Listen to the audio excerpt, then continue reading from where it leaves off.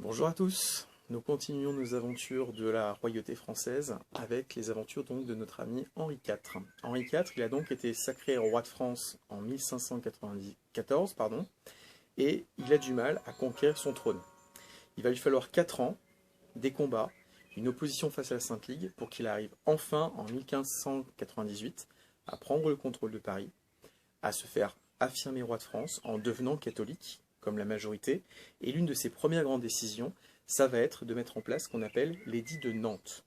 Lors de cet édit de Nantes, il essaie de mettre une phase de tolérance, de laisser le catholicisme dominer en France, et de permettre aux protestants de vivre, en protégeant leurs intérêts avec des armées, avec des forteresses, des lieux où ils peuvent prier, sans être forcément traqués par les catholiques. Son but, c'est de restaurer l'ordre et remettre en état le pouvoir et les finances du royaume. Il va y contribuer, il va être très bien entouré, il va commettre finalement beaucoup de choses qui vont renforcer le pouvoir royal. Son but, c'est unifier l'ensemble du royaume, et il va mettre en place une politique de tolérance religieuse. Par contre, il va s'imposer vis-à-vis des seigneurs. Il va devenir un personnage extrêmement influent, qui va reconstruire le prestige français avec une dynastie. Lui-même va se marier à Marie de Médicis. Alors, c'est pas un mariage d'amour, mais elle doit ramener beaucoup d'argent pour renflouer les caisses. Il va pérenniser son pouvoir en ayant des fils, notamment Louis, qui deviendra le futur Louis XIII. Et au moment où il veut pouvoir s'affirmer et prendre une place nouvelle en Europe, en s'impliquant dans la guerre en Allemagne, dans la fameuse guerre de 30 ans, il va malgré tout être assassiné par Ravaillac, et c'est la fin finalement de ses aventures, d'une tentative de renforcer le pouvoir royal français, notamment vis-à-vis des Habsbourg, mais son fils Louis XIII, accompagné du cardinal de Richelieu, va continuer son œuvre dans les meilleures conditions possibles.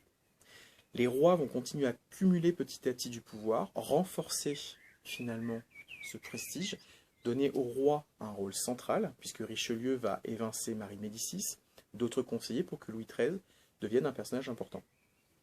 Il va lui-même épouser une Habsbourg pour limiter les guerres, et c'est l'époque où la France va se retrouver de plus en plus opposée avec un autre rival, l'Angleterre. C'est à cette époque aussi où va vraiment naître la notion de crime de lèse-majesté. C'est-à-dire, s'en prendre à la personne du roi vous condamne finalement à des horreurs.